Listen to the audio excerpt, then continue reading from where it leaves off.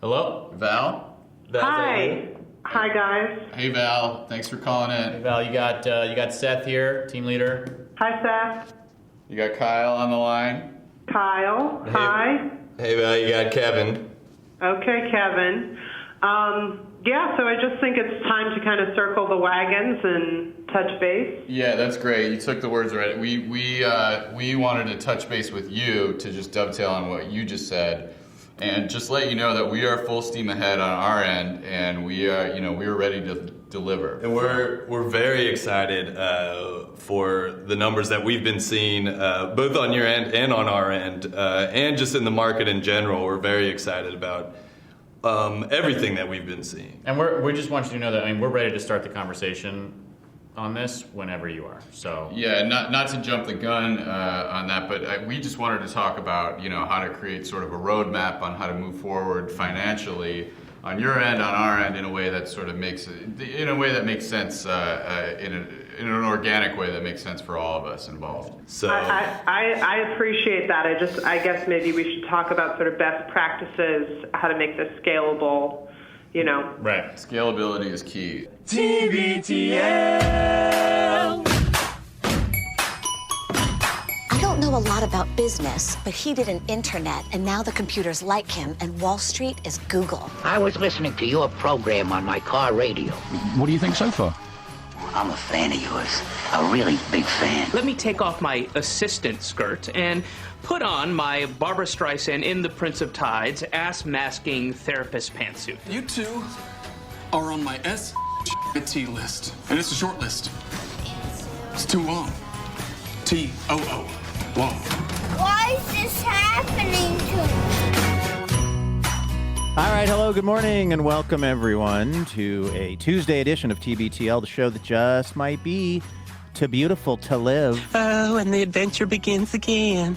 My name's Luke Burbank. I'm your host. Hey, cheer up. It's Taco Tuesday. Coming to you from the Madrona Hill studio, perched high above the mighty Columbia, as we are sliding here into pretty much the final week of March, and very excited to be bringing you episode 4,690 in a collector series. Let the fun begin.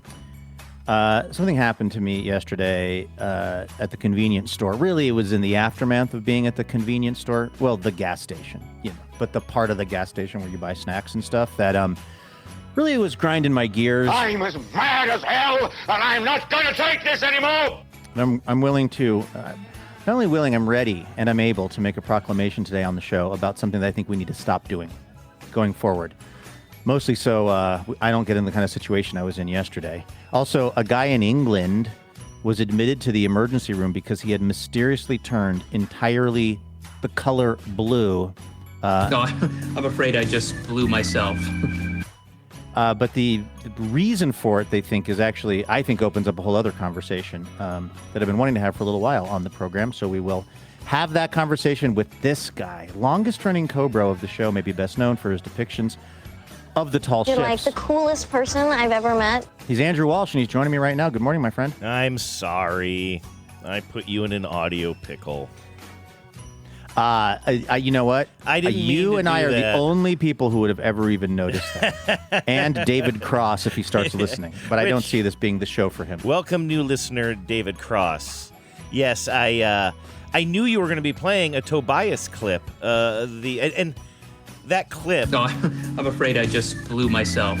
From Arrested Development is like the perfect drop to play to introduce or to... It's literally why I decided to even do this story. The story that you want to talk about, which I'm actually interested in hearing about. I don't know anything about it. But I did not realize that the intro that I was using are... Well, I mean, I guess I knew because I previewed it, but I did not make the connection that we were double bluething. We're double bluesing ourselves. We're kind of triple blursing ourselves here because also, once again, Andrew, your camera is being weird, and you look way more blue than a typical episode of the show, which I feel like is you honoring the top stories today. And I appreciate that. Is sometimes, I faulted you both in front of your back and behind your back for your lack of commitment to the bit on this show, but you are committed today, sir. And it cannot be a coincidence that today is International Smurf Day. I mean, Are you smurfing kidding me? I mean, it's got to be. I haven't looked it up. I'm just going with that. It's got to be. Yeah, I mean, I celebrate it. Honestly, it's less of a day and more of a state of mind, Andrew. If I type in, so first of all, it wouldn't be international, right? It would be it might be international. Well, first of all, the question is, because, I've done, not to brag, is it International Smurf Day? No, Luke. It's Global Smurf Day. There is something called today, March 24th, is Global Smurf Day. No, not today. But Oh, you're saying there is a Global Smurf Day. something called Global Smurf Day. Maybe I shouldn't be so surprised by that, but it's actually June 25th. June 25th. Well, like I said, to me, it's less, you can just set one day aside to celebrate the Smurfs. Or you could make it something special as part of every day, and I think that's the way to do it. I don't think it should be confined to one day, and I don't think, our Smurfing attitudes should miss the opportunity to really la la la la la la la la la la la each other, whatever the day of the year is. I'm not surprised that it's international or worldwide, because the guy who invented the Smurfs, isn't he from the Czech Republic or something? Well, I'm sort of, good call. I'm learning this now, or relearning this now, because I think we've gone down this road before, and I had forgotten Pierre about it. Pierre for Belgian, and he goes by Peyo. The Czech Republic of Belgian. But I guess it says every year on the Saturday closest to June 25th, and I guess this year June 25th must be a Saturday, that is Peyo's birthday, the person the artist who created the Smurf. So that is why it's June 25th, the birthday of the creator named Peyo. I'm just looking to see, what can we do? Here, how to celebrate Global Smurfs Day. It seems weird that we're not doing this on Smurfs Day, but this will give us a few months to prep, right? Yeah. The best way to spend this day is to watch the Smurfs. Okay. Oh, okay. That's right there for you. People can also read a Smurf comic book. They can play a Smurf game. They can have a contest between friends to see who can name the most Smurfs. Or dress up like a Smurf. If your kids have never seen the Smurfs, today is the perfect day to introduce them to the Smurfs' magical world. Be sure to spread the love for the Smurfs on social media with the hashtag. Do you have a pen there? Maybe you can write this down. The hashtag is hashtag Global Smurfs Day. Now, you're going to accidentally use the hashtag Global Smurf Day. Don't do that. It's Global Smurfs Day. Yeah, well, think about it. How many Smurfs are there? A lot. Global hashtag. Don't forget the hashtag. It's like the number symbol or the pound symbol. Hashtag. See, this is the thing, Andrew. Now I've got the right Smurf song going. But for some reason, I don't even want to know what the origin of this is. I've also got this absolute abomination that I accidentally started. I have the Smurfs theme song here, and then I have Smurfs Edited. Smurfs Edited is the one we wanted the whole time. Not this, whatever this modern,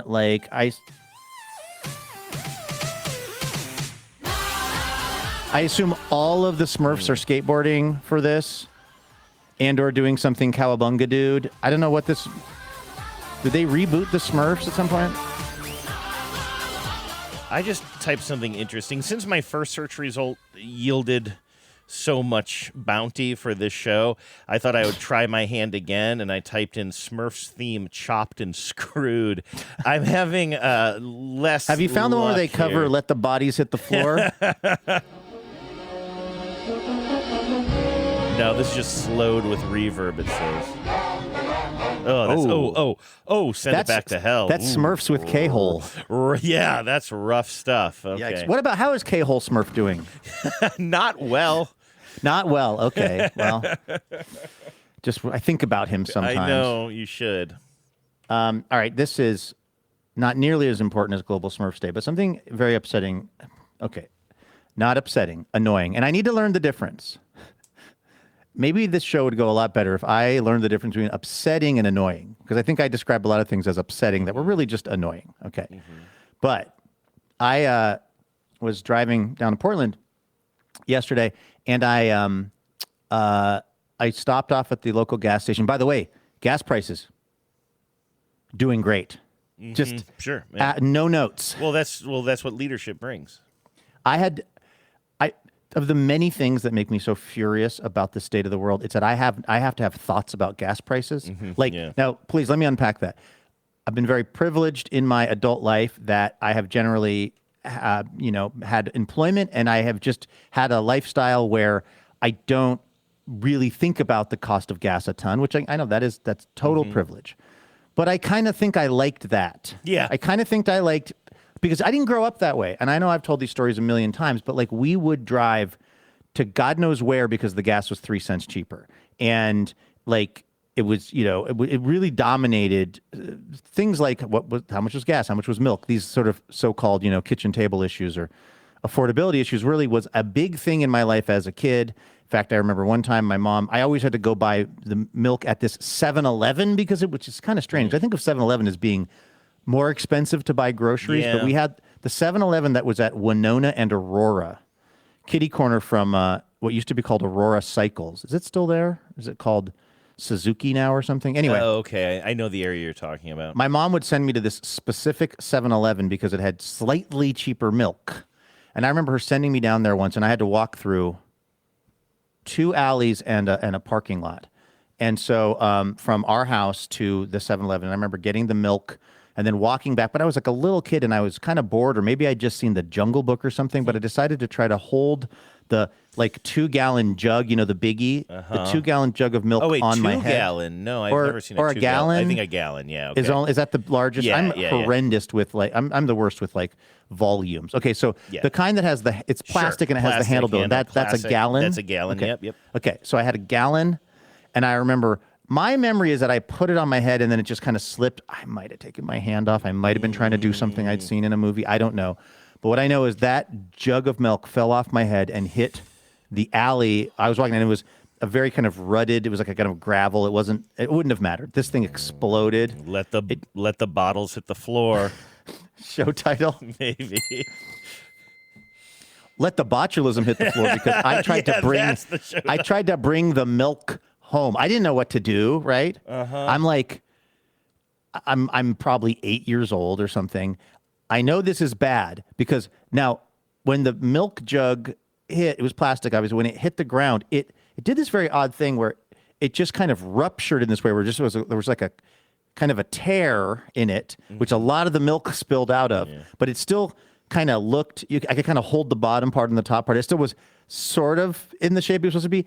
It was very dirty at this point. And I remember just carrying this home and kind of thinking, well, maybe nobody will notice. And my mom seeing it, and my mom just absolutely reading me the riot act, just like, what were you doing? And, who knows? Knowing my mother, I'm fairly certain she somehow found a way to get the 7-Eleven people to give her money back.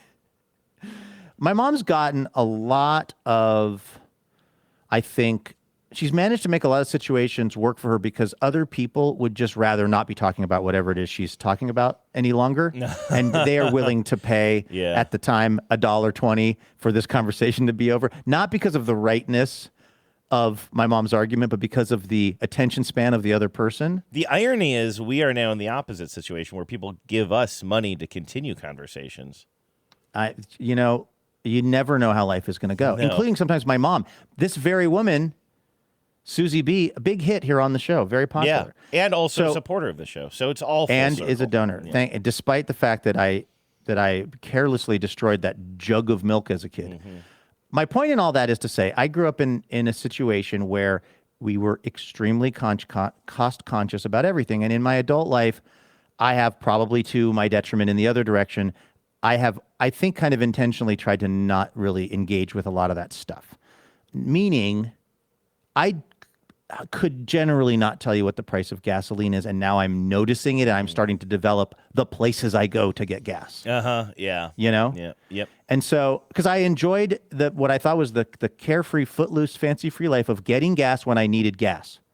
Hey, I'm driving on the road. Hey, the car is dinging at me. Hey, I don't have any gas. Well, let me look ahead to where the sign indicates there's a gas station. Let me pull in. Let me, Andrew, also check which side of my car the gas tank is on, because I have to check that every single time. You are still... Dude, we've had our car since 2017. I still have to check it every time. What is wrong with me? What's wrong with me? Well, I thought maybe you had a newer car. Mine is newer. That's very affirming. I'm glad to hear that. My car is a little more recent than that, but I've probably put 200 Mm-hmm. 200 Phillips. I don't know. I've put a lot of gas in the car over the years, and I still have no idea which side. And in fact, not until our friend Toon and I were on some sort of a road trip or a trip somewhere, I think maybe we had a rental car. Do you know that I didn't even realize that there's a little arrow on the on the sort of, what do you call that? The instrument panel of your car, the not the dashboard, the fuel gauge, yeah. Where the little gas tank is. I didn't even know. I never put it together that there was an arrow there telling you what side of the car the gas tank was. Until I'm talking 10 years ago, our friend Jessica said, I said, how do you know what side's on? She goes, well, because that arrow right there just shows you. I was like, what? Well, she told you, and then you told me. And now every time I do that, there's a tiny part of my brain that thinks of you when I'm pulling into a gas station to get gas. Now, it is true we don't drive as much, so it doesn't happen that often. But that is a true story. The fact that you can remember Toon telling you that, I can't remember the actual moment, but I know you told me, and I'm guessing it was on an episode of TBTL, but it might have been just on one of our many road trips that we were kind of doing more of back in the day, it feels like. And maybe we were renting the RV or something, and you pointed that out to me. But I didn't know until you did. And it is one of those things where somewhere in the back of my brain, every time I look at that gauge, I am thinking about it as Luke's gauge or the Luke arrow. Or you know what I mean? That's an honor. I think of it as the Jessica arrow. There you go. I love it. That is actually kind of sweet. How the fire is passed. Yes. But that is to say, don't smoke around the gas tank. Please. No. I do, Andrew. I do leave my car on, though. I leave my car on sometimes.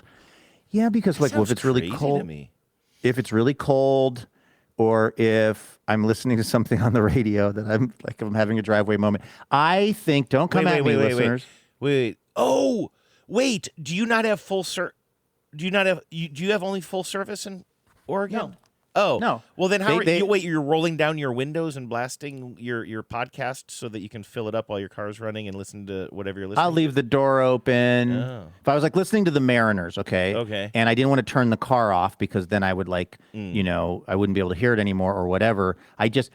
Here's the thing, like so many things with me, Andrew. I think in the modern era, I think our modern cars, and again, please, everybody leave me alone. I would never smoke a cigarette while I was gassing up a car. But I do not think my car is from 2023 or something. I do not think a modern car is at risk for blowing up if gas is being put in it while the car is still running. I have done it now hundreds of times, and it has so far not killed me. I don't know what I ever thought would happen if you did that. It just seems wrong. I assume, like flying a kite at night, as Bart Simpson would say. No, it's like eating a sub sandwich while you're pooping. Oh, yeah. It's like, wait, what's happening here? We got fuel coming in, we got fuel going out. But I mean, actually, your analogy is better, but worse at the same time.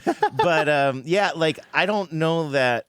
I'm not saying that I don't do it because I think, oh, well, if I do this, the car is going to explode and I'm going to be shot to the moon. I don't reasonably think that, but I do think it's really wrong. And this is the first time I've been confronted with having to examine that.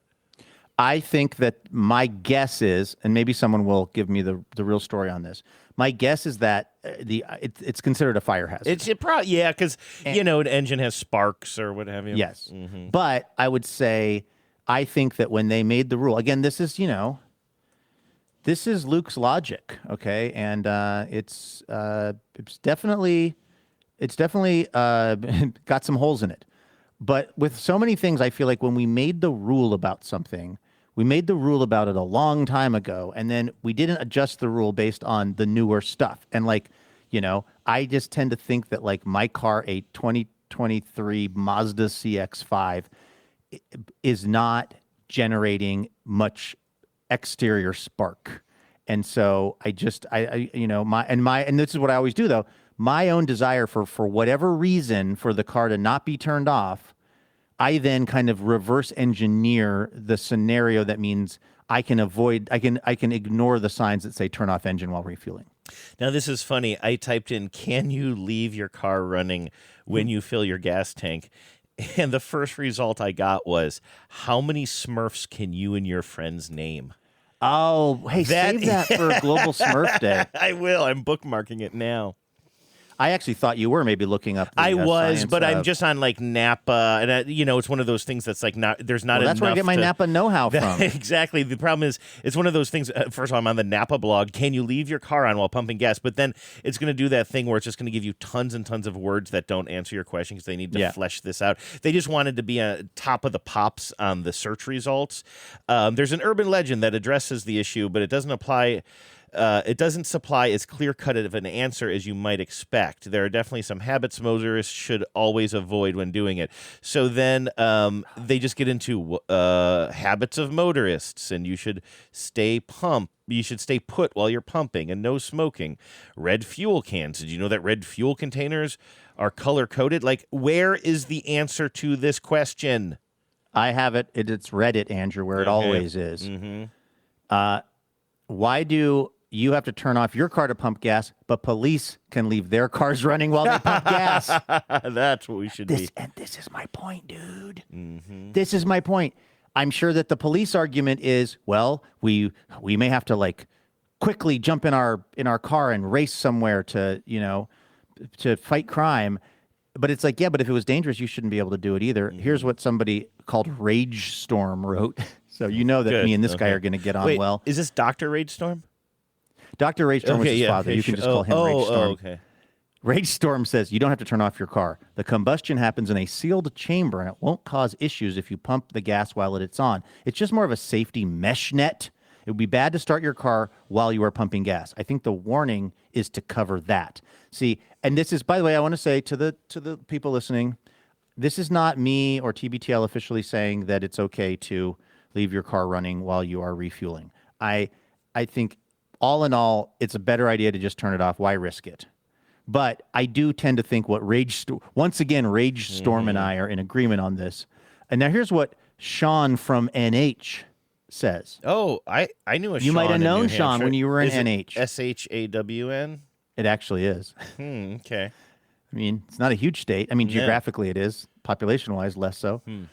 Here's Sean responding to Rage Storm. Right. The actual most dangerous part of pumping gas is if you re-enter your car and you gain a static charge while sliding out from the seats, which when you touch the pump handle can actually cause an explosion. I believe the older pumps are more likely to do this, and if I remember right, there's actually a grounding wire on newer pumps to prevent this. This is my other thing. I hadn't thought this far ahead, but also pump technology is, I'm sure, a lot better, thankfully, than when it was decided when the law of the land was no car running while gas pumping. I learned this from a long-term convenience store manager that said he was shocked when he was told about the static charge from just getting back into the car. Then, of course, Honky Puss logs onto the discourse. The Mythbusters did an episode where they put an intense amount of static charge in the area inside a closed chamber, and this wasn't an issue at all. I don't remember how they eventually got the desired pump explosion, but it definitely wasn't through static charge. So the Mythbusters were trying to blow up a gas pump and couldn't do it. Or couldn't do it through the things that we were told would be the cause of it, i.e., leaving our car running while refueling. It's funny. So, but I still see signs at the gas pump that says, "Please don't use your phone while pumping gas." Do you ever see that? No. Wait, you've never seen that? I would probably stop. And also because of static charge, or because that's of it what what I'm guessing. Yeah, and that's why I'm kind of like, wow, it's interesting that we're leaving cars running. Because I think you said the official TBTL stance is never fill your gas tank unless your car is running. Is that what you said? Yes. Yeah. That's exactly what I said. Yeah, I think so. I'm just reiterating. Signed, sealed, delivered. Beep, beep, beep, as we back away from our own takes. But yeah, like I just saw a sign the other day that said, please, and I don't know, it doesn't even say phone calls. It just says refrain from using your phone. So does that mean I can't watch? I honestly, the only way I can survive pumping my gas is because of my phone. Because I ain't watching Maria Menounos on Gas Tank TV or whatever. Yes. Like that's the ultimate look at your phone time, because it is really one of those just like 2 to 3 minute dead spots in your week where you're just kind of like, okay, what do I do now? I mean, I guess you could like wash your windshields or something or whatever. But so I was getting gas yesterday, noting the price. walking into the car was not running for the record, but I walked into the convenience store and I got my gas station snack. Now I try to be, I'm not the healthiest of eaters. I really am not, but I try to, when I can, maybe make a little bit of a slightly healthier decision. And the gas station is obviously a minefield. So my go-to is a sleeve of peanuts. The thing I like about peanuts is they're very satisfying to me. And yes, they have a lot of calories and fat, but they are, as I've been saying now for going on a year plus, they are at least a thing that I could recognize as having grown in the ground. You know what I mean? Like it's like if I'm gonna eat something that's salty and delicious and tasty and fatty and all those things, it might as well be a peanut as opposed to a Dorito potato chip. Now, to what level, if any, are you going with flavor blasting on those? Because that is something that absolutely zero. Good, yeah. Because even gas station peanuts can be kind of pretty salty. I told you what my move is I like to buy, and I love salt. But my favorite car snack is I always keep a thing of Blue Diamond almonds in the little door holder of my car. But I don't get any of those flavor blasted ones. Actually, the lightly salted ones. They're light blue, and they're called lightly salted. So they're not like without any salt, but they're like, again, just not flavor blasted. And I think they're perfect. I may actually start going for that because definitely, and this actually relates to the story, I just get the standard, is it Mr. Peanut, and Planters, that's what I get. I just get the plant, it's blue, also sleeve, Planters, and it's I don't usually go lightly salted, but maybe I will because the regular salted ones are plenty salty for me. And how are you eating them? Are you sticking your finger down into the sleeve and then you're just you're like drinking them? Sometimes, yeah, a little bit. So what I do, but I get a Coke Zero, I get my peanuts. And what I like is I eat the peanuts, and I'll kind of like tear the corner of that sleeve off, and maybe the first couple I'll risk it while I'm driving. Maybe I'll do a slight bit of knee driving, and I'll hit a little out of the shaking sleeve, it out like pills into my hands and take a few. Sure. I've never eaten one peanut, by the way, ever, but unless I was shelling them. Yeah. Like when they're shelled for me, I'm never eating one peanut, but I'll eat maybe a handful or two. But then when it gets to a certain level, I will just start kind of like, just kind of shoveling them in the mouth from the sleeve. Mm-hmm. Okay. And then I take a shot of my Coke Zero. And what I really like, and I don't mean to be gross, but I do enjoy the fact that then I'll sometimes have a little burp. Mm-hmm. And it just all kind of, I like that the Coke Zero, something about the carbonation seems to sort of like, it interacts nicely, in my experience, with the saltiness of the peanuts. In fact, we had a whole long thing on this show 20 years ago about peanuts in my Coke. I don't know if you were listening in those days, but there's a famous country song. Is it Barbara Mandrell, maybe? I'll look it up. Something Jen brought to the show. But she, I think, was trying to figure out what the lyric was. Or we spent 2 weeks on the lyric "Peanuts in My Coke." Wow, it is Barbara Mandrell. I thought you were close, but not nailing it. I was country when it. country wasn't cool, I think, is Way the to song. Go. Yeah, you're absolutely right. Well, we spent, again, this was a long plot line. Do I remember why, Andrew, or where we landed with it? Sure don't. Okay. But so yesterday, again, I'm gassed up. I got my peanuts. I'm in the car. I'm back. I'm all strapped in, driving down the road. I take my first couple of handfuls of peanuts. I'm chomping on them. It's great. I go down. I grab my Coke Zero, which I got from the area of this gas station where I always do in the cooler. Open up my Coke Zero. Ready to have the experience that I've been looking forward to of these two sensory sort of moments intersecting. I take a sip, and I almost spit it out because it is a Coke Zero product. It is a zero sugar, but I look at the label, and it has a picture of a Coca-Cola float on it.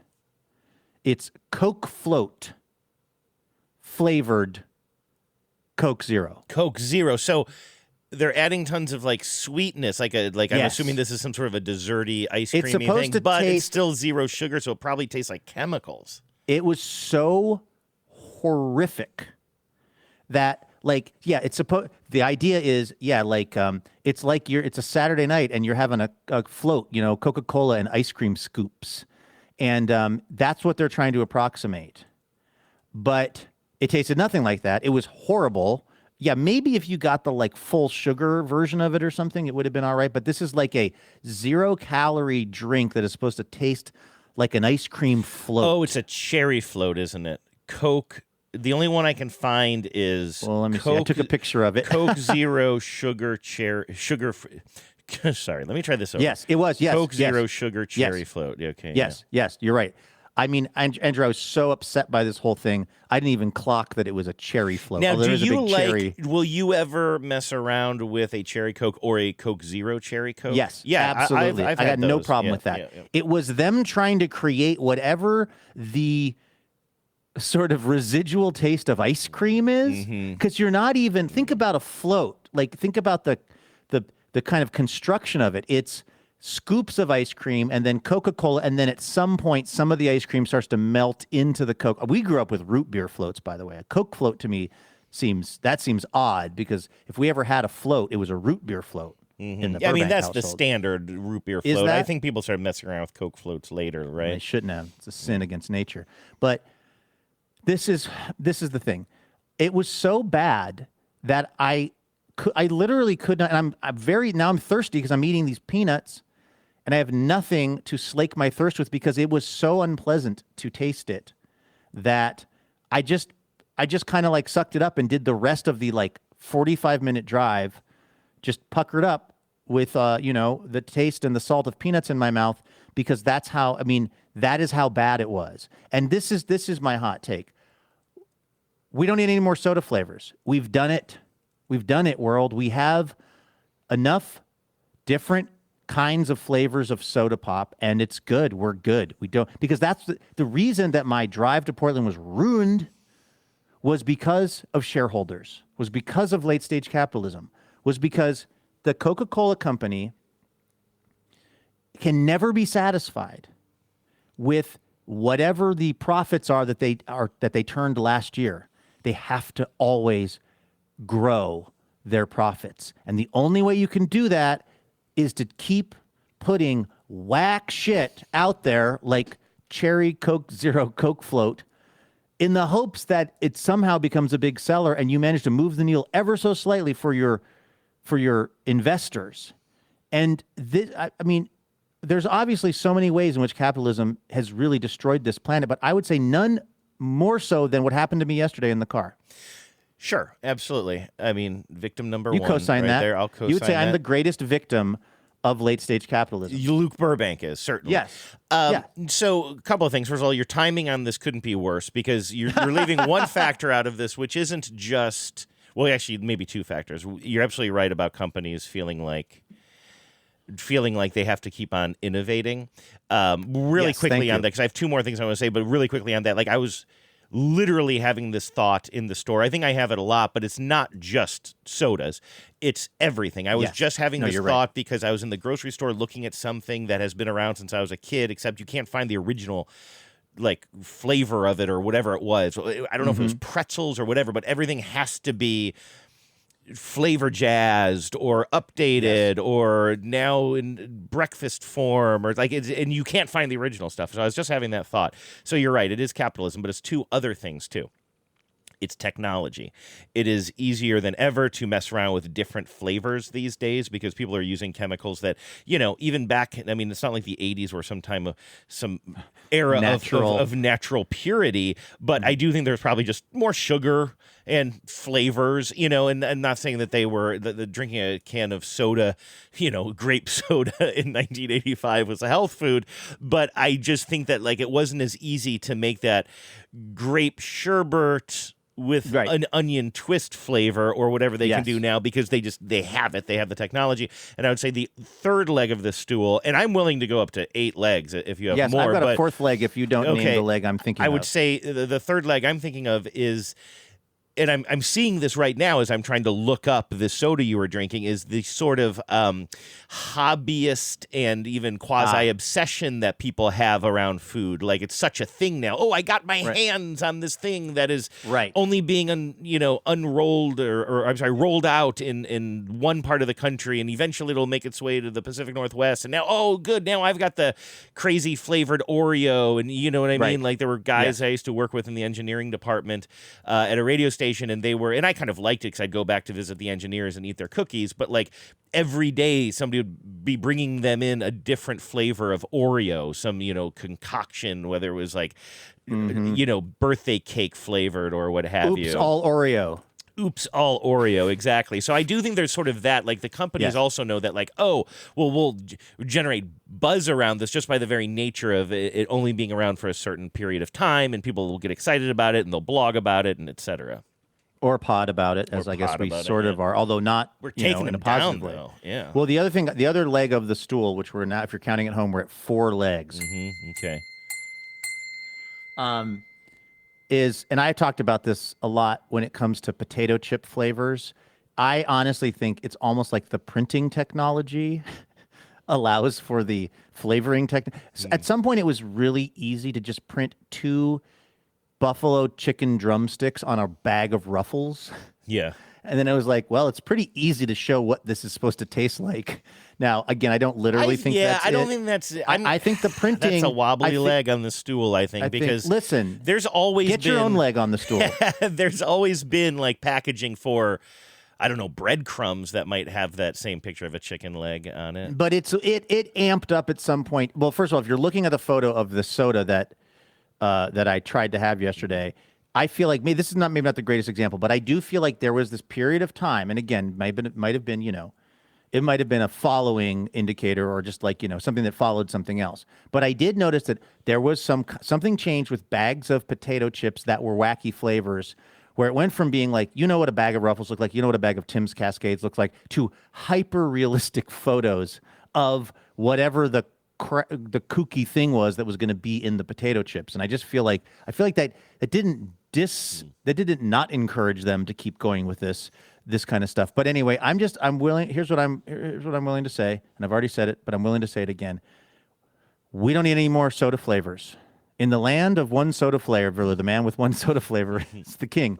No, I just do you feel, Andrew, like can you even conceive of a kind of a flavor of soda that you're like, God, if only they made that, then my life would be complete. Like, don't you feel like we've got enough? We're good on soda flavors? Yeah, I'm not the perfect person to ask because I'm not a huge soda drinker, but also I'm a weirdo though, because literally, I mean, and I know that it's not appropriate to say this anymore, but it's what I grew up calling them. Like, I still make the suicides when I am confronted with a soda machine. Like, I quite literally, did I tell you about the time I was going to watch a movie with some friends?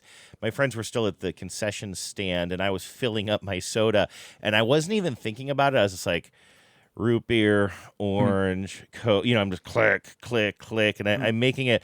And a woman about my age is standing next to me, and I wasn't even noticing her, and she just turns to me and she says, "Are you a child?" or something along those lines. It was like, oh wow, it was a little bit. It was certainly ball busty, but it was also nice. You know what I mean? She just thought it was like, and it was one of those moments where I was like, oh yeah, I think I usually do this. I think I actually sort of look over my shoulder to make sure other adults aren't seeing that this is how I drink my soda still. But like, so I don't know if I'm the right person to ask, because I do like mixing up soda, and that's probably a flavor blast that you would swerve on.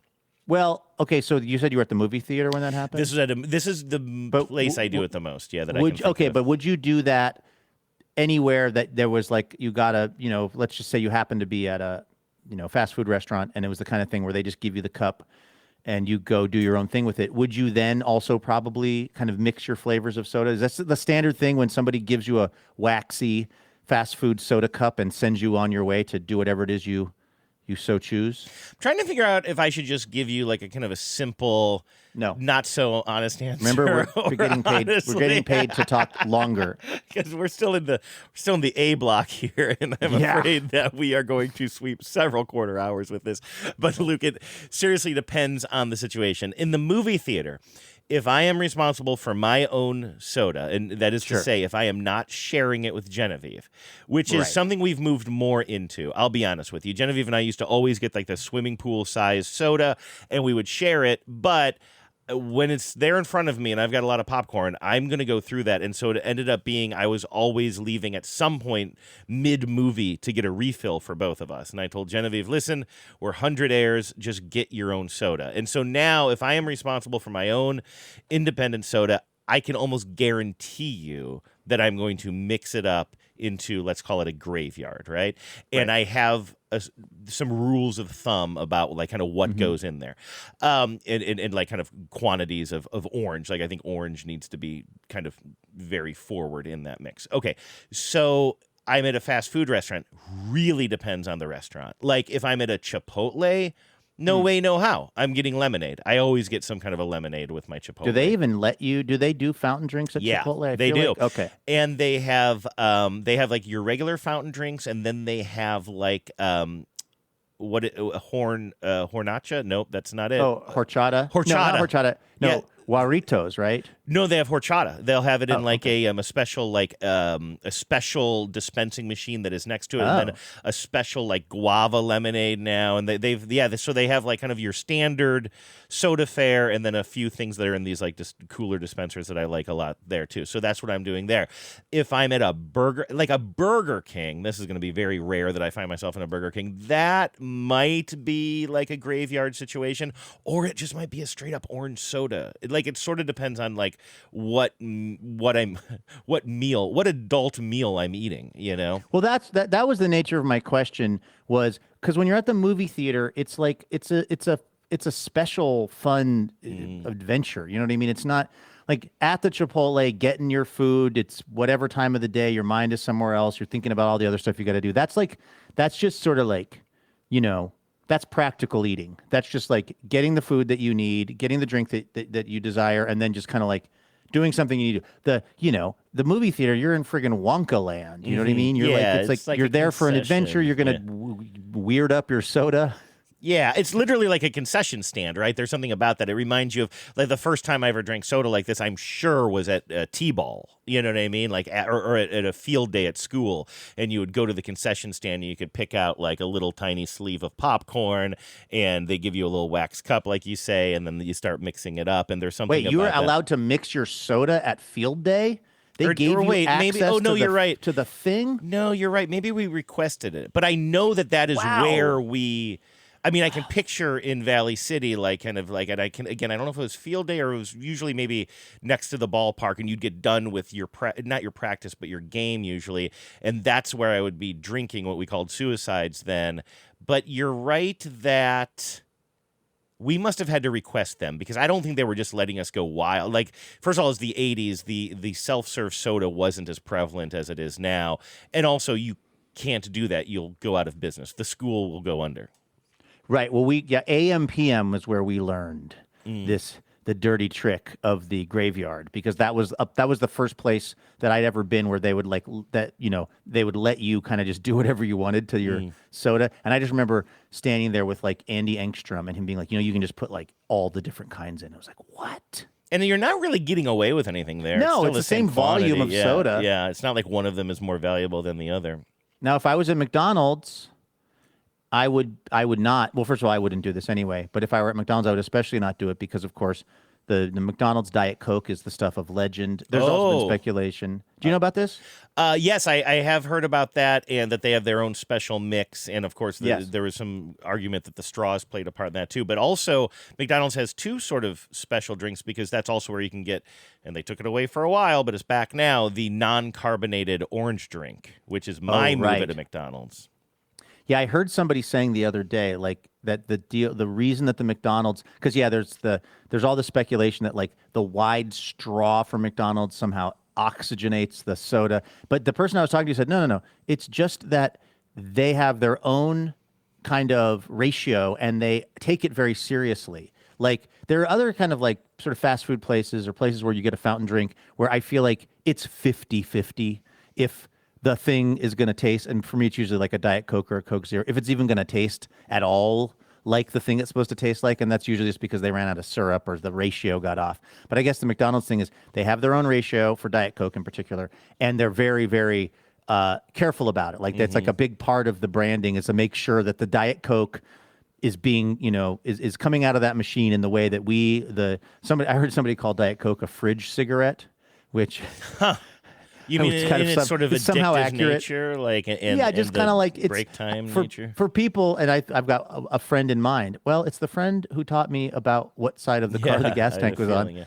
where there are people that you know who are like they just consume a lot of Diet Coke, and it's like a cigarette. It's like, what Diet Coke are you on today? That's my sixth. There's just something about like large scale Diet Coke consumption that does feel almost like you're lighting another dart. That person that you're talking about, who our friend who is obsessed with Diet Coke, and I know that about her, and I know it's like something that is talked about, although it's not like I'm, if we're at dinner or something, I'm not clocking how much Diet Coke she's drinking or anything like that. Is she on Coke Zero now? I'm trying to think. No, I think it's still I don't Diet think so, Coke. I because think it's that's Diet the Coke other specifically. thing. But Yeah.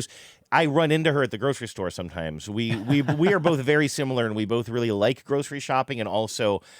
And she got here before I did, but she's somebody who like will go to many different grocery stores knowing that, well, this store has this for me and this store has that, which I remember her telling me about that one time and thinking like, that sounds like a pain in the ass. I'm a grocery store loyalist, right? But now I'm very much like that. But there's one where our circles, if you can picture our grocery store cycles sort of spinning like gears, every now and then they align so that she and I run into each other. It's like on when Holman the Road. screensaver on the DVD Hits player the goes corner, perfectly into the corner. And every now and then, and it's a somewhat regular thing, maybe every few months or whatever, we run into each other at the grocery store and ask how our garbage bin situation is going. But I saw her one day, I was shopping before one of the big Seahawks playoff games, and I was buying all kinds of snacks because I was going to the Eagles with our mutual friends, and I didn't think that she was going. I wasn't sure she was on the text chain or whatever, and I saw her, and my cart is full of snacks, and some snacks that I wouldn't even usually eat, like a bag of pre-made popcorn that I got for a friend of ours, and Anita. yes, exactly, and so I've got a bag of snacks, and she's got a grocery cart, or I've got a cart full of snacks. She's got a cart that is just overflowing with 12 packs of Diet Coke. And I've known this about her, that it is this thing that it's like, yeah, she loves Diet Coke. It's like a whole thing with her, sort of. Although she's not really somebody who's like going to make that her personality, but we just know that of her. But I guess I'd never seen it in action before. And I looked at her grocery cart. I'm like, oh, are you going to a Super Bowl party, or you going to a Seahawks party? And she looked at it, she's like, no, it's just for me. And she wasn't joking. And I was kind of like, oh, wow. It's kind of like when you hear about somebody who's known for something, but then you actually see it. I was like, holy shit. Like, because I know she goes to the grocery store a lot. She's not somebody who's like, oh, I'm going to stock up for the rest of the year on my Diet Coke. Like, this was probably maybe a week's worth. I'm wondering, too, do you remember what grocery store this was in? Yeah, Holman Road, QFC. Oh, Holman Road QFC, because I wonder also, because remember how I've been talking about these, like, this, I could just, best not get me talking about soda sales. I'll be jabbering till sunup. I wonder if part of it also is that they had one of those, like, buy two, get four free. Oh, they do that with that's Diet a good Coke. point. And it's like, it is insane because, again, I started the show today saying how, like, I generally don't clock things like how much gas costs or how much a gallon of milk is. But boy, they got me tripping with these soda sales because it just, again, I don't understand how there's something I'm missing about how you can buy one 12-pack and get two more 12-packs free. Maybe they just made the one 12-pack so much more expensive now. But I was in the Safeway down in town the other day, and I buy, like, basically about once every 2 months. I'll end up coming home with like 8 12-packs of soda. That's why I happen to have a little. It must. Now that you say that, I'll bet you $1 million that's what was going on. Canada Dry, Canada Dry, zero sugar. Because it seems I'm like I would be but by the way, they're always having this sale. But it feels to me like I would be insane to not take advantage of this. But here's what happened to me the other day. So I'm in one part of the soda aisle because my reserves were getting. You know what I was getting down to, Andrew? All I had left in the fridge, full sugar root beer. Yeah. You're still so once you realized that was full sugar, from that you cursed 12-pack. That's interesting. So you were drinking what you thought was really, really good sugar-free, the best soda, root beer and then ever. You realized while taping a Hey Dummies that that oh my God, this is not sugar-free. That's why it tastes so good. I really thought, and I guess this is a testament to your discipline. I think most people would be like, well, I didn't mean to buy this, but I'm going to finish it off. How much do you have left? And you're never tempted just to go for a full sugar one? No, I would sooner drink a beer at 11 o'clock in the morning than I would a full sugar mug root beer. But you liked the taste of it. I did like the taste of it, but I also at the same time had a bunch of like Coke Zeros in my fridge, which had zero. It did. By the way, I'm not advocating for this, and I'm not saying that this is logical or how someone should think about their intake. It's literally a hang up for me. It's like there's something in my mind that's a big red X around full sugar soda, and I think the reason is, but like I'll eat full fat French fries. I'll eat a full, like, there's plenty of things that I eat the most tasty expression of. The thing with me in soda is because I find Coke Zero to be so similar to regular Coca-Cola. What? Oh. Coke Zero. Yeah, not that's Diet what. Coke. I just had one yesterday, and it's. You didn't think so? No. I actually want to talk to you about it because I had a thought yesterday I want to share with you on this topic because I don't think they taste alike. But anyway, go ahead. Well, there's something about the fact that for me anyway, the diet soda options are close enough to the quote unquote real thing.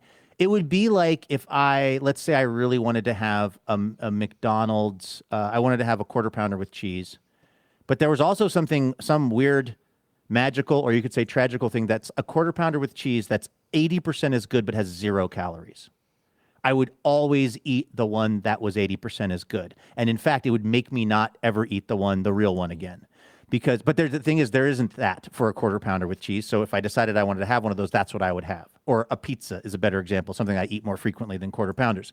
So with soda, it's weird because there is a version of this, like that mug root beer that I thought was so good. There is a 0-calorie mug root beer that legit is pretty good. Maybe it's not as good as what I was drinking, clearly, but it's enough of the way that my brain does this weird thing where it's like there's something that is like foolish about me consuming the full sugar one when there is, not in my house, but in the world, an alternative that is almost as good and has no calories.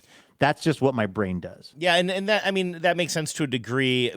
I mean, at least let me put it this way. It makes sense logically what you're saying as far as that's concerned. And I think in some ways somebody might be like, well, basically I don't want to waste calories on this. Like, That's kind of the thing. Like that. I will say this, though, and I'm not trying to talk you out of anything, not that I would be able to anyway, but this isn't addressing... You talk me, yeah. This isn't like me addressing or trying to push back on your habits or behavior in that way. The only thing I would push back on is the idea that Coke Zero tastes like regular Coke, and I'm wondering if... Because it's not really a big issue for me. I don't crave soda. I can go weeks and weeks, and often do, without having any kind of a soda. Even sparkling water, I prefer still water anyway. We keep it in the fridge in the basement, so I do tend to drink Fresca more often or something like that. Genevieve always has Coke Zero on hand. But I probably have had more regular Coke in recent memory than you have. I think you have forgotten what regular Coke tastes like if you think Coke Zero tastes just like Coke, because I know that's their advertising slogan, but my goodness, Coke Zero, I used to not even really like it. It tastes so much like chemicals to me.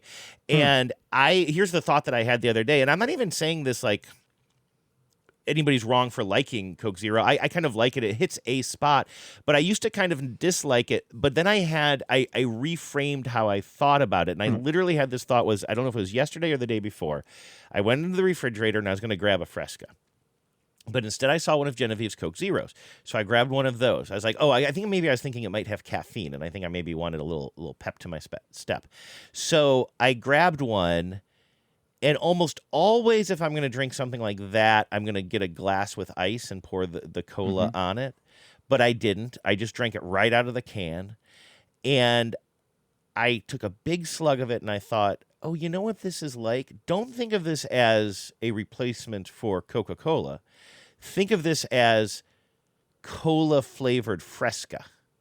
And then when I thought about it that way, I'm like, yes, this is something in between. This isn't like Coke. It's more like a Fresca, because, Fresca has a little, I think the citrus hides it a lot more, but Fresca has a little bit of that chemical-y, like aspartame, although it's probably not even what they use anymore. And so when I thought about it that way, because, one of my least favorite, I mean, sparkling water, even your least favorite sparkling water is usually not going to be that bad. The only one that I can remember really disliking was like some sort of a cola flavored sparkling water where it almost just tasted like bad breath or something like that. Yeah. So it tasted like kissing someone who had a Coke an hour earlier or something. I was like, ugh. No. Terrible so idea. it's not quite like that, but Coke Zero to me is kind of like in between a Coke and a sparkling water, and it's kind of like, like a Fresca. It's not like full flavor, and you're definitely getting a lot of chemical in there, and you can understand that this is derived from some sort of cola flavor, but I don't think it's like comparable really to regular Coke, but tastes vary. I think what I like about Coke Zero, and I guess my point isn't that my contention is not that regular Coke and Coke Zero taste exactly the same, but Coke Zero is, if there's a continuum, and Diet Coke is on one sort of part of the continuum, we're going towards real Coke now. Yeah, sure, okay, yeah. Then I would say Coke Zero is definitely much closer to real Coke than the Diet Coke is, because famously the whole thing with Diet Coke is it's now its own flavor. Yeah, I haven't had a Diet Coke in I can't remember the last time. It's been probably at the time it was the best they could do, right? To try to make something like Coke, but that didn't have any calories, and it honestly was not very convincing. But certain people, we all embraced it. And then at some point you get people like our friend Toon, who's like prefers the flavor of Diet Coke. Like, and that's a lot of people now. It's like whatever that is, whatever that thing is, however sort of haphazard its creation was, and however much it missed the mark of tasting similar to real Coke, it's now just its own distinct category of flavor that a lot of people just like better. And to go back to, we could probably just leave it there, but to go back to the abomination of flavor that you had the other day. Yes. I'll bet you that you and I wouldn't like that flavor even in full sugar. On a full sugar platform. Having said that, I'll bet you it's way worse in trying to make something that sweet with no sugar. You know what I mean? Well, and my issue is with the Chevron in Kalama, Washington. Don't put the cherry Coke Zero cherry float flavor in the same slot as the Coke Zero. That needs to there needs to be a waiting period before that shit. There needs to be behind. See, I kind of lost in the this. actual refrigeration. Like I reached up into the general Coke Zero area, and also or Pepsi, whatever it was, Coke, and the thing that you start to learn, and you're right, we should have stopped a while ago, but here we go. Here I go. What if you drink a lot of like diet soda products or zero sugar soda products? You start to identify the visual language of soda, if it's real soda or the fake stuff. And I can tell you from each brand what the real. So Pepsi, it's black. Stuff that is black with Pepsi, that means it's going to be zero sugar. Coke, stuff that is also like like red, but the Coke writing is black. That means Coke zero sugar. Coke and the writing is white. That means Coke full sugar. Like there's all this stuff that you just start to absorb if you're always reaching into a cooler, trying to identify the thing that is the zero sugar or the diet version or whatever. And so this was. I just felt like. This is such a departure from Coke Zero. This should be, first of all, it should be in the alley behind with the gas station. Or something, because that's the one thing. I don't know if I blame them. It sounds like the complaint should be more with Coke for creating packaging that doesn't differentiate Original itself. sin. Because it seems like if I'm running a store and I have, this is where I keep all the Coke Zero, now there's another flavor of Coke Zero, I'm probably putting it next to the Coke Zero. I'm probably not putting it with the orange juice. Right. I mean, I'm just thinking maybe put it with the Monster energy drinks. Put it somewhere where I will never go. Every store should have a section that says stuff Luke doesn't like. Yes. Exactly. That's why do you say that like that's ridiculous? I'm not. This is as earnest as I get. We was hoping for some razzle-dazzle. Razzle-dazzle. That's right, man. Razzle-dazzle. On your mark. On your mark. Get set. Get set. Now ready. Ready. Go. Everybody razzle dazzle. All right, about an hour into the show, we should probably thank some Dazzling Donors. By the way, Dazzling Donor doesn't sound like the worst name for a soda. I mean, the donor part's tough. The donor part is tough, yeah. Dazzle sounds like a soda. There's something about the two Z's. Or Razzle, actually. Oh, Razzle. you know what I saw? Oh, yeah, SARS Razzle yesterday. Dazzle. Razzle Dazzle is the name of our soda company. What is the what is that? Oh, Shasta. I was walking in SARS yesterday, sort of the discount grocery store near my house that sells a lot of name brand stuff, a lot of international foods, but also like has budget stuff, and they had this big, like, kind of stack in the middle of the floor of, like, 12 packs you could buy, but they were all Shasta flavored. But the only one that, and I was just passing by, I wasn't shopping for soda, but I saw what looked like Mountain Dew. I was like, does Mountain Dew have a new design? But it was clearly Mountain Dew. And I realized we should just look this up because it's super interesting. We should extend the show. It was like Shasta Mountain Flurry or something like that. It was like so obvious that Shasta's like, I was almost going to take a photo of it and send it to you and say, I wonder what this tastes like. I mean, they could not have been mocking up more obvious the Mountain Dew logo than they were. Well, we were talking about how I learned late in life about the sort of gas tank indicator. It only occurred to me a couple of years ago in some conversation that, like, when, I don't know who makes Mountain Dew, if that's Coke or Pepsi, but let's just say it's Coke. That when Pepsi came out with their knockoff, it's Pepsi? I'm pretty sure, because I think Coke was maybe Mellow Yellow, and then you get some bottling things, so I'm pretty sure Mountain Dew was a Pepsi. Well, whoever made Sierra Mist, think about it, Mountain Dew, the mist on the Sierras. Like, I was just drinking Sierra Mist or seeing Sierra Mist and not ever putting it together that's like such a direct Mountain Dew Yeah, I comment. guess so. It's a mountain, and it's the mist on the mountain. Don't you think?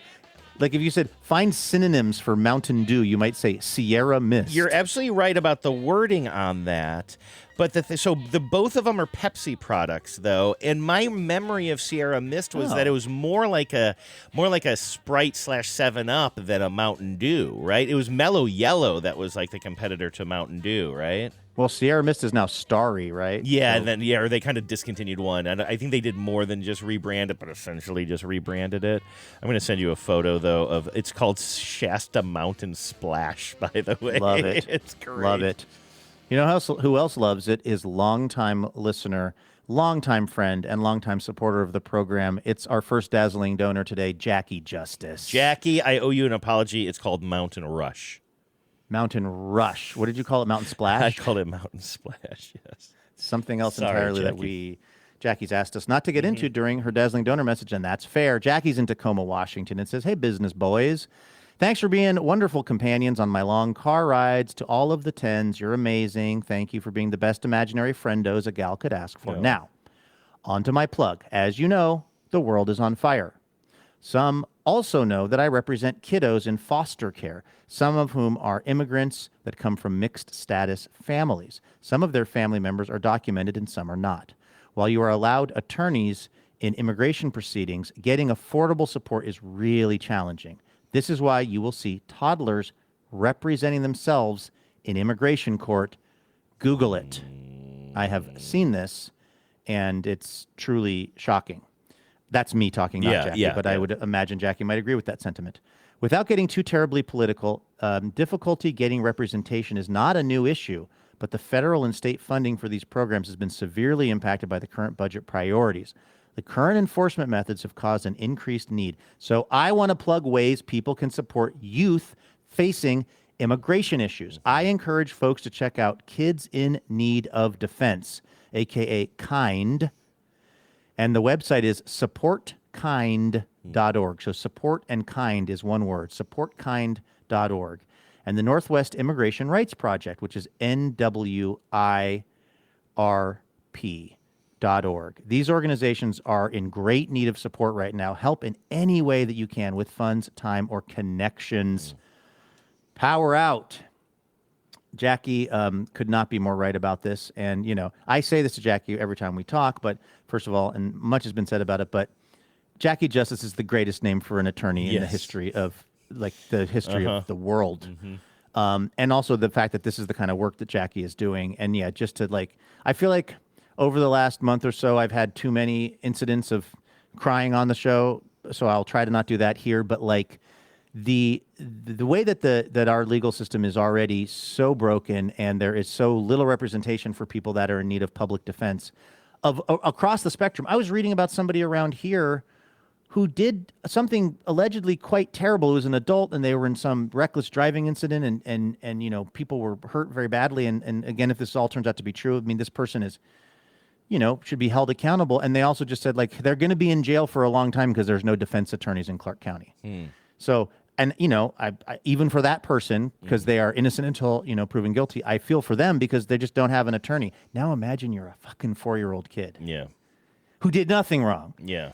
So the fact that this legal system we have is so broken, and then to see that brokenness impact people who have absolutely done nothing wrong and should not ever be caught up in it.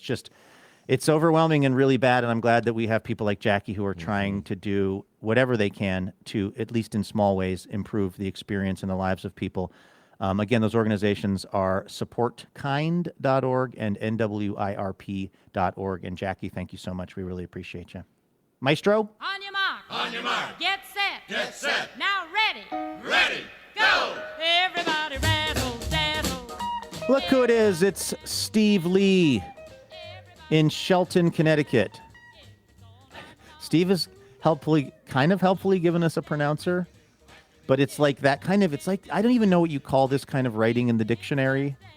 I guess it's the pronouncer that's in the dictionary, you know what I mean? Where it starts to, it'll be something kind of slash marks. Kind of slashes going on in there. And his is like parentheses, /STI:\V/ /. Yeah. And then he writes, I have no idea what that means. So I don't know if you look up Steve, well, first of all, I don't think Steve would be in the dictionary, but if you looked up Steve's name and you were trying to get a pronouncer, is that how Webster would say we say Steve? I was so mad at a baseball announcer the other day. Or maybe it was just somebody blathering on the radio. And, well, you want to talk about glass houses? Do you want to talk about glass houses? You actually probably always. do want You know me, I'm an actually, architecture You buff. really do want to talk Are we about talking glass houses. Neutra? We're talking Are about... we talking Schindler? We're talking, what are we doing here? about above the Hollywood Hills, glass houses. Okay, cool. No, sure. but... the stall house? Absolutely. The kinds of houses that I should not be throwing stones at because I live in one, I guess. But somebody said, if you look up, they were talking about a pitcher, a baseball pitcher, right? And they were saying, if you look up, let's just say the word was dependable or something.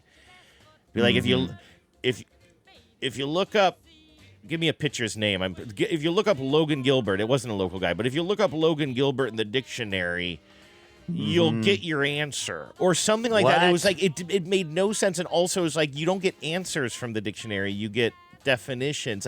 It was so tortured, and obviously there would never be there wouldn't be a person in the dictionary. And well, the person thing is sort of that people do say that. Or, I mean, it's a little bit weird too. You'd say you look up the word dork in a dictionary, you're going to see a picture of Luke Burbank or something like that. Which is I don't know why we had to go negative there. But it's really weird that was the one example I didn't struggle with. That I just went right there. I just went racing into the arms of that analogy. It's almost like you'd been practicing that before the show. No, I mean.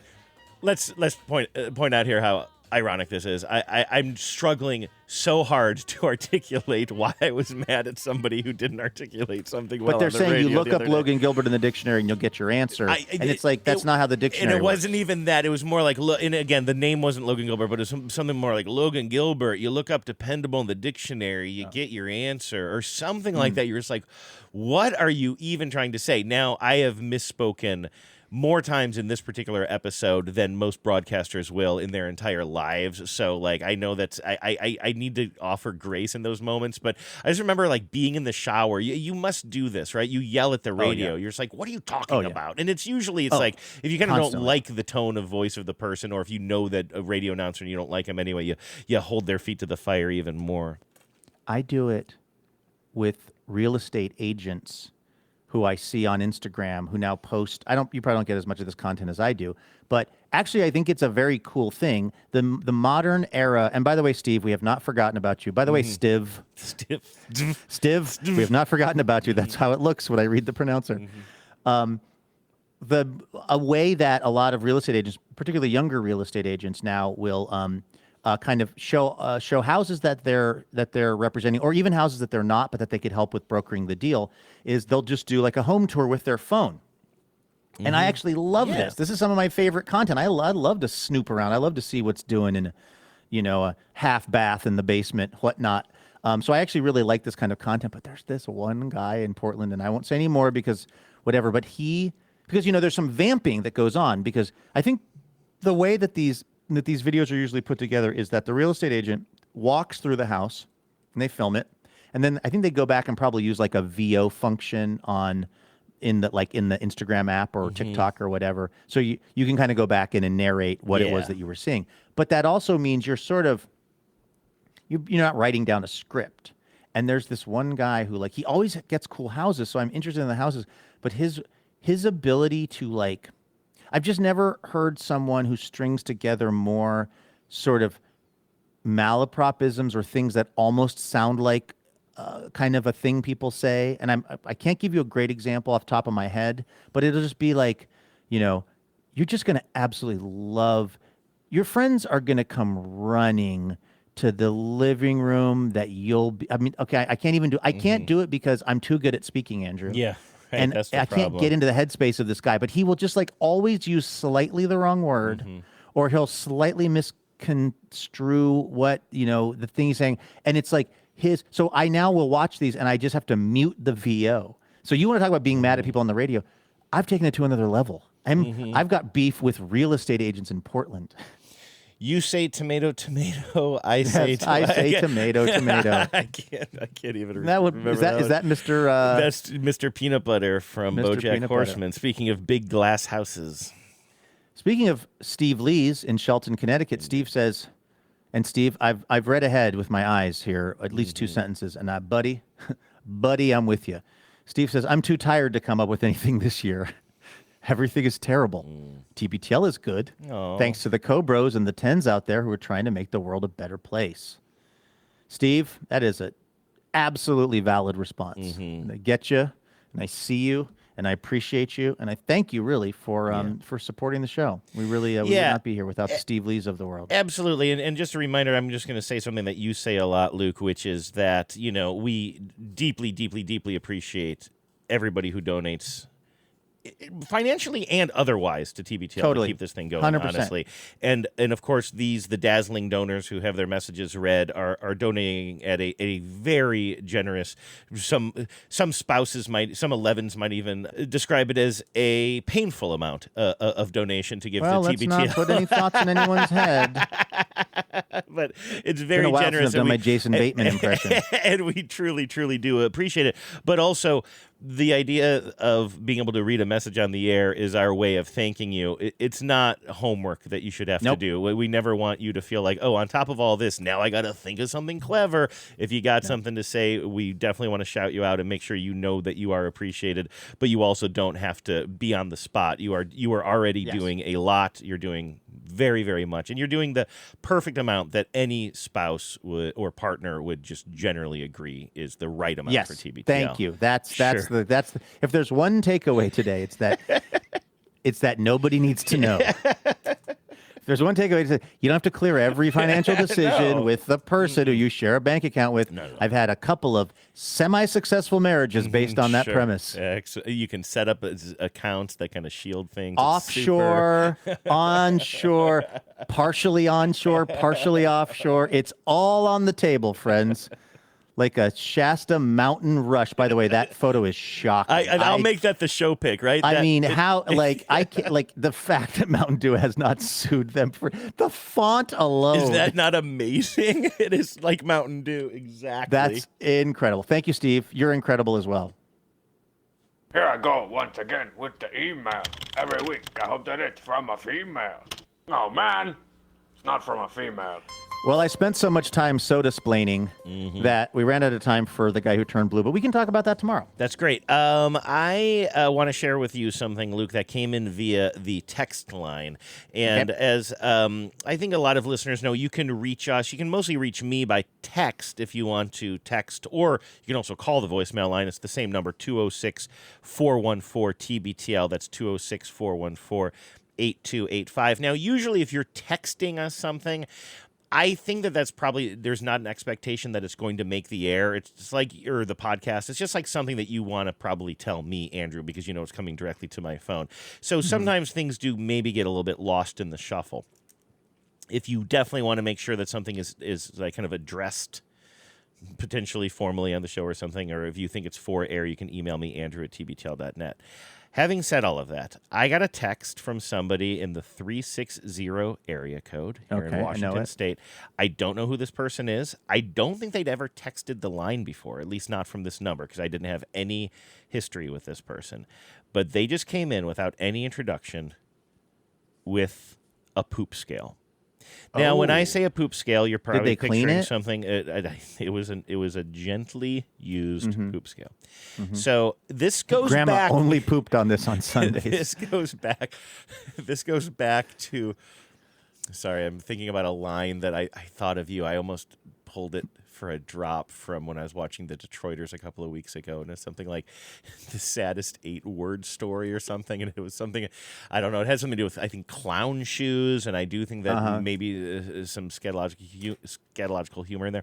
Okay, listen, this goes back a ways, but I'm going to say 2, 3, maybe even 4 weeks ago, you were telling a story, and it had to do with the fact that you had to go to the bathroom relatively bad, and you were in a position where you're going to have to go to the bathroom, you're going to have to go number 2 in a public place somewhere, in a public restroom somewhere. And I don't remember the details. I don't think it matters too much, but you were saying that on a scale of like 1 to 10, you were maybe like a 5 or something. And I said, well, I don't know if I agree with your scale there. Like what is the intensity? How bad did I have to go? Yeah, but then we were trying to figure out what 0 is. And then what is a 0? So out of the blue, from somebody whose name I do not know, and somebody who, as far as I can tell, has never texted the show before, just sent this in.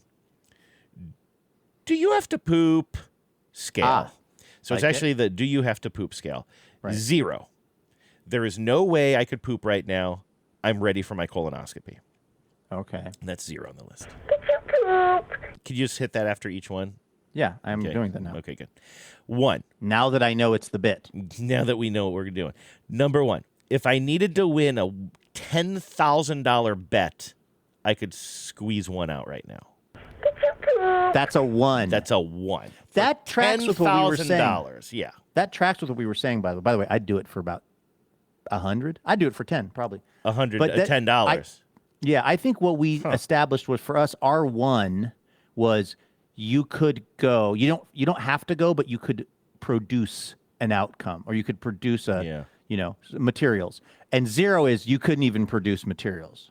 And that's what this person's saying too, right? Yeah, it's tough because I'm thinking about it like I don't have to go right now, but I'm trying to think if you gave me $10,000, then I'd feel so much pressure. You know what I would do is, and I think I've told you this before, I'm one of those people that when I think about having to sneak around somewhere or something, like it makes me have to go to the bathroom. Like when I was a kid, if I was playing hide and go seek and I'm hiding somewhere, I would have to go to the bathroom almost immediately. So I would try to put myself in that mental space. But see, here's the thing. I think we have to decouple a question of poop shyness or pressure or because that's a whole other No, I'm just talking about in situation. my own bathroom. If you told me $10,000 right now, go in your private little bathroom right on the other side of this wall, I would have a lot of trouble doing that. I would have to. But does that mean you're not a 1 then?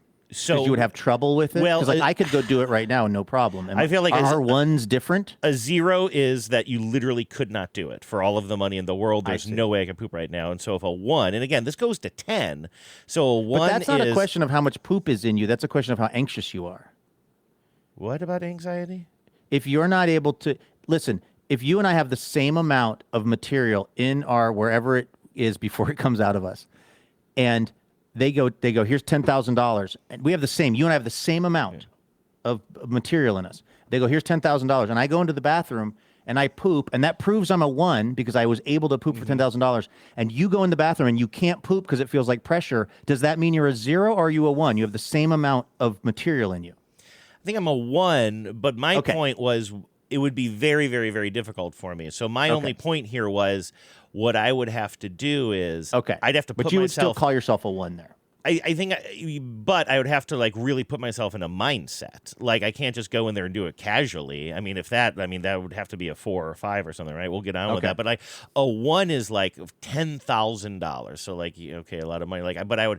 But for me, I couldn't just go in there and be done in 5 minutes. I'd have to I think I'd have to close my eyes and pretend that I may be sneaking around somewhere. If I have my phone, God, I would love to see this. I might go into one of those. I told you about they have Reddit forums where you can go in and look at open not pervy, but like webcams that are out on the street somewhere, or like. And actually, after I talked about that in the show, I got a lot of emails back from listeners saying, "Oh yeah, I love that. I do that all the time." It's like it's a way of kind of people watching or something, but it feels a little bit sneaky. Like, More like we found people watching. more like people watching. You know, maybe you find a webcam that is like a security cam of like a pet grooming service after hours or something, and you just sort of see like where they groom the pets, but nobody's in there right now, and it gives you that feeling of like sneaking around somewhere you're not supposed to be. That is how I might be able to produce for a number one. A number two. Okay. If I'm leaving on an all-day road trip, I'm going to make this happen. Otherwise, not a chance of going. That is a number 2 on this person's list. Okay. Did you Okay. poop? I guess. Oh yeah. I'm just wondering. Do we know the gender of this person? No, I know nothing about this person other than that they have a phone that is registered in the 360 area code. Okay. So does that help? Well, no. The traveling thing I thought was interesting because, again, not to generalize here, but I have never in my life and my many, and I can't overstate this, many relationships have ever, and including like family members of mine who are women, I've never known a woman who had a free and easy time while traveling with that department. Me too. In my personal experience of everyone I've known. I'm solidly in that too. You're in that category as well. Problems. Yep. Croatia was a hell of a thing. In fact, I told you, I think I was telling you on this show somewhat recently that I had this whole thing where I was in Croatia for a few days and nothing was happening. And I didn't even do this on purpose. It wasn't really a problem. I wasn't uncomfortable in any way. But then I made the mistake of, in a moment where we did not have a lot of time, I went into a bookstore. And I didn't even think about it. And it was like literally a bookstore. It was literally a bookstore. And again, there's this whole How do you say Barnes theory and Noble about in it. Croatian? Yeah. And I immediately was like, oh no, and we had to hike, and we had to like kind of go through all these cobbled streets to get back to where our bags were. And then while everybody's like rushing to get out of there, I'm like, I just need to use the restroom, but I tried not to tell anybody why. And I'm trying to like not be in there for a long time because this is a group of people that will call it out. And I don't like to have it called out. And I'm just like, it was the words so of terrible. Hank Williams Jr. Oh yeah. Oh yeah. But I know we're trying to get through this list, but this is too germane. I'm sorry to the conversation to what you just said. The other day, Becca and I were on a walk, pretty long walk actually, and as we were getting back towards her building, I started to feel. I kind of went from. Let's just say, Andrew, well, on this, tell me what a 3 is. What's a 3 on this scale? When we get to, this is what I'm going to do. When we get to the number that represents how I was feeling, I will try to very briefly tell you this. Okay, cool. That's like a good way of doing it. So that was number 2. I'm leaving for an all-day trip. I'm going to try to make it happen before I go on the trip. Otherwise, not a chance. Number 3, the faintest intestinal movement is happening. Perfect for my mid-morning break in about an hour. Oh, okay. That's a 3, huh? So you're feeling some stuff, but you're planning ahead. You're like, and this is going to be something in a while. I think for me, like, if I say the slightest intestinal something, that feels like my stomach is sending me a strong message. Like, not a like, hey, in an hour we're going to be ready to do this. Maybe this because I just says faintest, the faintest. Faintest. Yeah. Right. I guess I only get signals from my stomach about are we going to poop when my stomach is trying to try to shoot up a flare. Mm-hmm. You know what I mean? Like, I don't usually get an indication that we're just going to have a normal, non, sort of emergency style number 2. You know what I mean? Like, I guess I noticed that somehow you're only 6 through 11 and it only goes to 10. Like, that's you're starting at 6 and you're going to shitting your pants at the ballpark, which is an 11. And I think part of that is that I have never, ever in my life been irregular. If anything, the opposite, as has been well established. And so I think that I feel like this list is made by a person who either has a very healthy, very super normal situation, and we're on the low end of the spectrum of this list, or the low end of this list, or is a person who maybe even occasionally, when they said, if we don't go before this trip, it's never going to happen, that sounds like a person who can also get a little bound up. And so I'm trying to figure out. I would definitely. I think you're misinterpreting that. That's not. I I know what you're talking about the travel thing because I suffer from it. I don't think that's what's related here. What they're saying is I'm about to do something all day that I know is going to take up my day. And so I'm not going to be able to go during the day, so I'm going to make it happen right now. I don't think the road trip part of it has to do with like any kind of anxiety or binding issues. I hear not a chance I could go. Not a chance there will be a break in the day during which I can go. That sounds to me like this has got to get handled now in the home environment because once we're out in the world, we're road tripping. Not a chance that's going to work. That's my read. I could be wrong. Yeah, I think you are, but because I think it would be the same.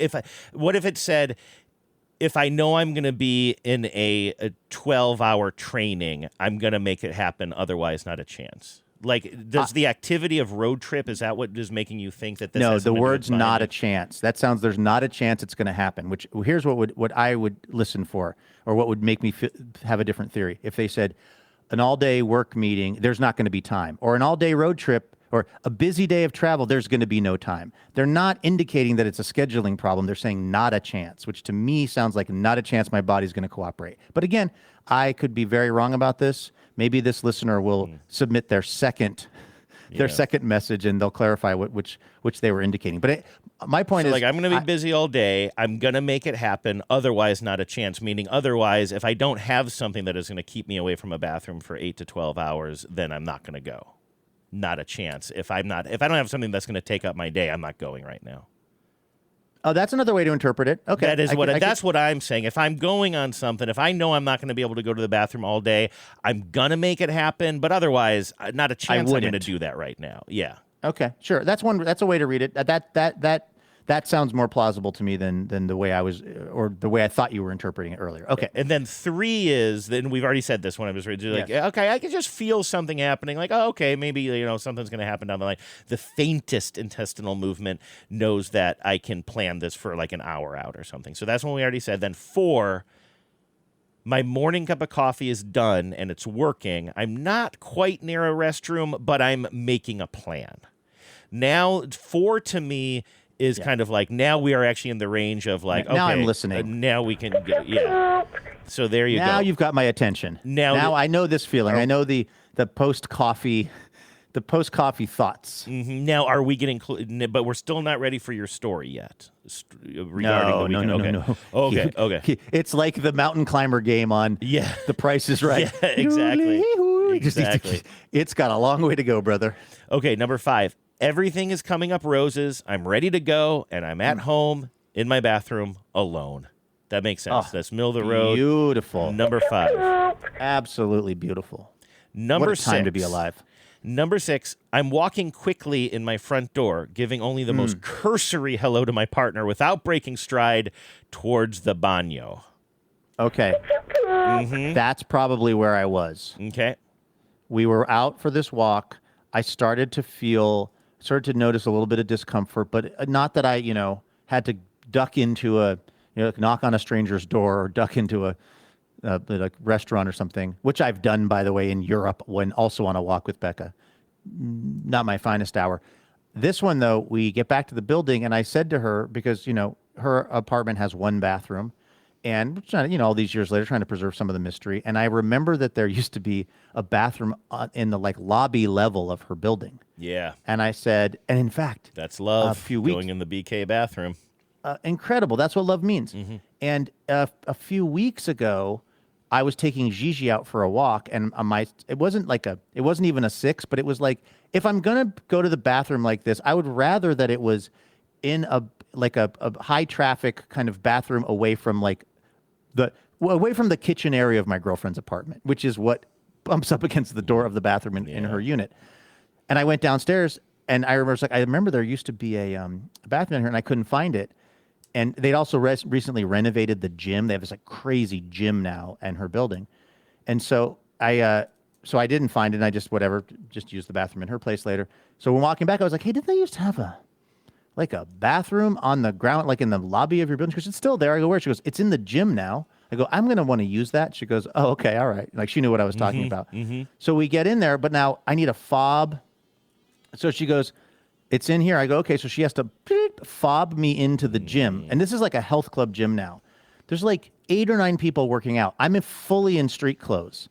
And she goes like, no, it's in there. And I go, I'm kind of starting to get sheepish now. Yeah, because and she's like, is now everybody could, if they're not listening to earbuds, could potentially hear you. And there is no universe in which they would mistake me for someone who's there to work out. I'm a full streak, like I'm in like a raincoat kind of a thing. You know what I mean? Like, and I'm trying to be like, okay, I want to try to sneak into the bathroom. We have to go past all of the workout equipment into the area, where they'll have like towels and water and stuff, and then the bathroom. And it's like, so she's pointing and kind of talking loudly, and I'm like, keep it down, lady. So I don't even know her. I have no idea who this person is. I'm here to work out, not use your bathroom. That's what all your body language is saying. 100%. So then I go in there and I shut the door, and then it's like, it took a minute. I mean, it was there fast, but it stuck around. Let's just put it that way. And I was very glad that it was that I was 15 floors away from where my girlfriend lives. And but then, boy, let me just tell you, that's a walk of shame. That is a walk of shame. You went into the gym bathroom clearly with no intention of working out. Single use bathroom? Okay, I think this is really important, because if you're going into a bathroom situation that has a bunch of stalls but also some lockers, like conceivably you could be in there, taking a quick shower or something like that. This is a single use bathroom, and is it also like, could anybody walk in there? Like, did you have to also worry about, like, it locks, but I'm sorry, but when you're done, potentially there could be somebody waiting to use the bathroom. Absolutely. Oh, and that was going through my mind. That's rough stuff.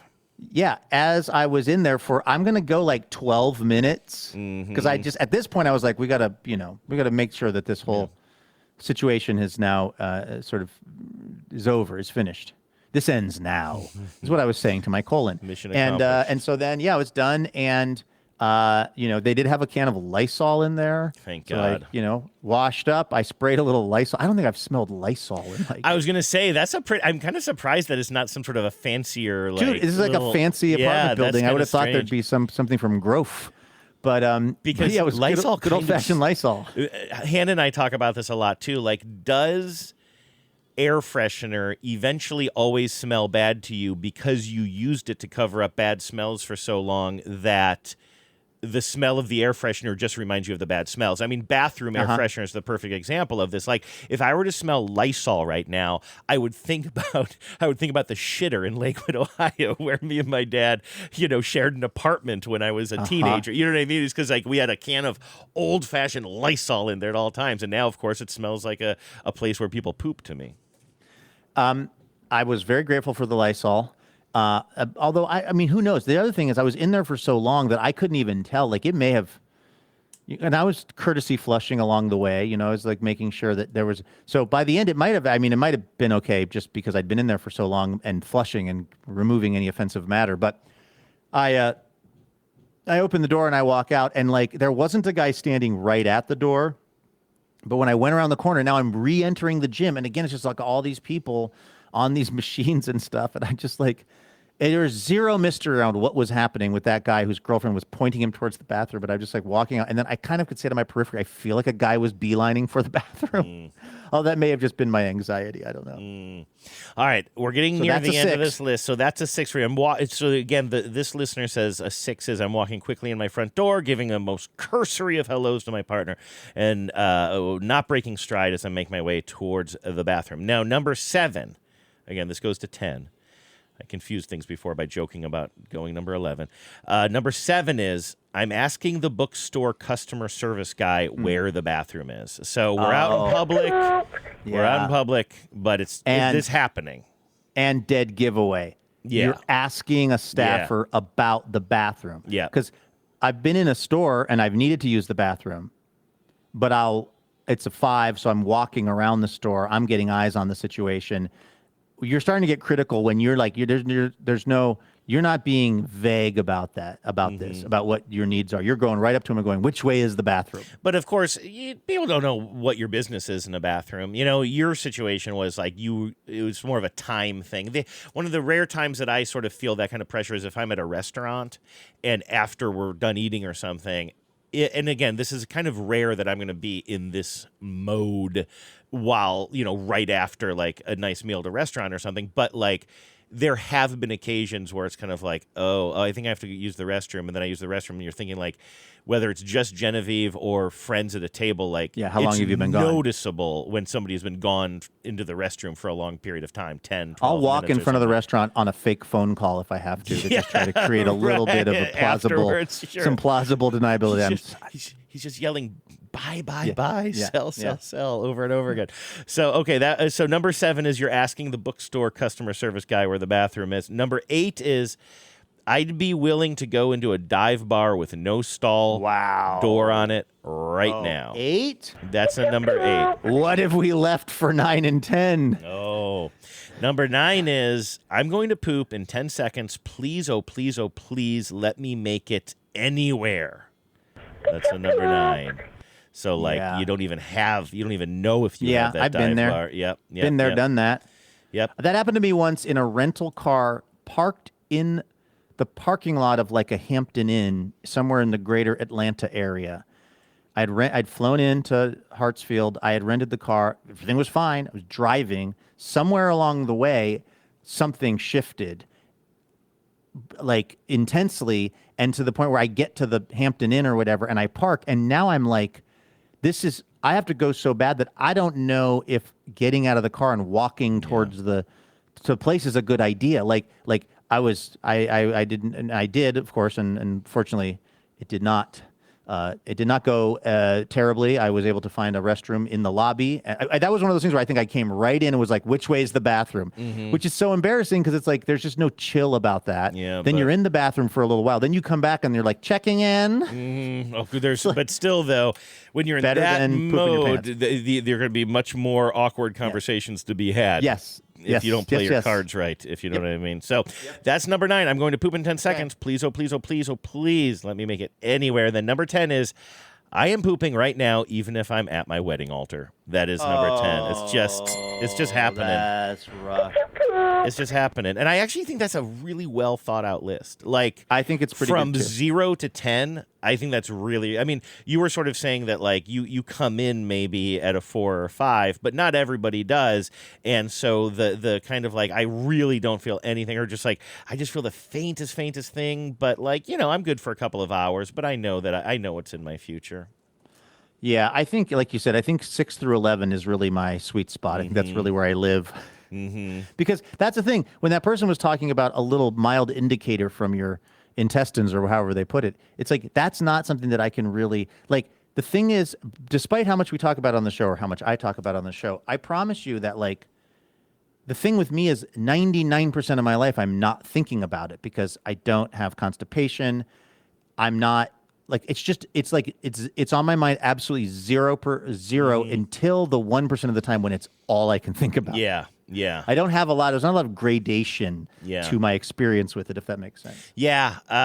Well, we've been talking for a while. I feel like I feel like I'm right on the edge of a perfect analogy of what you're talking about. I thought you were saying I'm right on the edge of an 8. You know what? I'd love to go on. I'd love to continue this conversation, Luke. I'm edging towards 9. Yeah. Wait. Oh my gosh. Is this what the song "The Edge of 17" is really all about? It is somebody who is well past just like 10. the gym bathroom. That's not for you, Luke. That's for the people working out. Hey, can I ask you one quick follow-up, and I'll get the music rolling here to make sure that we don't extend it too much. But now that you know where that bathroom is, and you don't need anybody to show you where it is, are you more comfortable sort of like kind of that's a great option. It's a great option. Yeah. It's like having your own Burger King, as you said. But you don't have a fob. I guess you need to borrow I have a fob. I just didn't have it with me. I do have. Oh, you got your own no, fob? I have, this is great. This is good news. It's good. It is good. Although, to be honest with you, this clarity of using this lobby bathroom has arrived at the same time that Becca and I have moved into a phase of the relationship where we're never going to, believe me, she's not really keen on the topic at all, but I no longer live in constant fear of her knowing that I have a corporeal form that uses the bathroom. I am now at the point after 5 years where I can say to her, like, you might want to give that a minute. Yeah, right. But that took me like 4.5 years to even get to saying, like, you might want to give that a minute. Like, it was rough. It was rough to be just, like constantly not wanting to ever have to use the bathroom at her apartment or whatever, So So yes, I will. If it's a serious situation, I'll definitely. It's nice to have it as an option. It's very nice to have it as an option. But it happens at around the same time that we have actually gotten to a point where I'm comfortable with her knowing that I'm a human being. When I was a very little kid, there was a SNL sketch that I don't think I would find as funny today at all. But I remember thinking it was so funny. I'm assuming it was from the 80s maybe or 90s. And it was just a bunch of superheroes, like all the famous superheroes that we know from comic books, hanging out at a house party somewhere or an apartment party somewhere. And the only joke I remember is at one point a door opens and it's the bathroom door. And the Hulk comes out, and he says, "You might not want to go in there." I'm almost wondering, could it have been the 70s? Could that have been a Belushi? It might have been Belushi. I'm trying to think who would have played that would scan with his general vibe. Hooks his thumb and says, "You don't want to go in there," and like everybody in the apartment just like grimaces. That's great. That's a good joke. That's a solid spoof. All right, that's going to do it for today's episode. But guess what? We're going to be right back here tomorrow with more Imaginary Radio for you. So please tune in for that. In the meantime, have a great Tuesday. Take care of yourselves. Don't let it get to an 8, people. No. Don't let it get. I've learned. This is one thing I've learned in all my years on this planet, and also the fact that you got to remember no mountain too tall. And good luck to all, and let it be 5s all the way down. Yes.